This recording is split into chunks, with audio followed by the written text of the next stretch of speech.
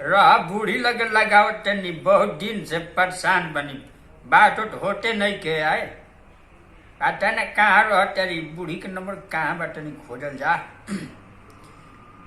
बूढ़ी के नंबर ये कार्ड तनी अखिया से कमजोर नु लौकता है। Oh no! ए घड़ी बूढ़ पुरानिया भनी लगता है ये कार्ड 82 92 30 गो जीरो है।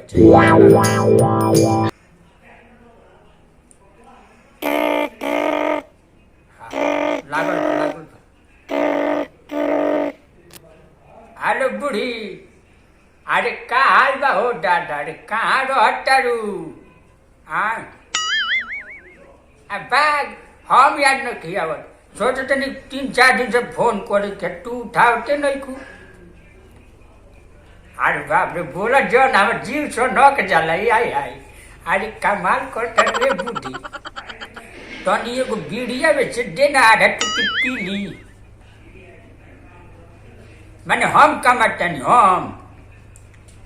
घरे तो हटलू ऐसे काहे चिल्ला तू हमरे पे का झजरत तारू आए है हाँ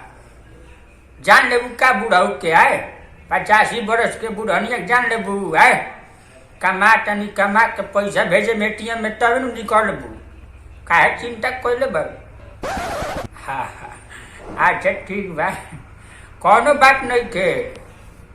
आराम से रहिए लो नटिया के दे घर रहिए समोसा मोसा लिया के दे दियो तनी खाई 2 4 गो अरे पैसा भेजब नु हैं अपने हम मरता नहीं है कोरोना में डरू कोरोना में कोरोना हो जाता है हाँ तनी पैसा दी भेजल जाई का दिक्कत नटिया के 4 गो समोसा दे दियो हम लोग फोन कर कहता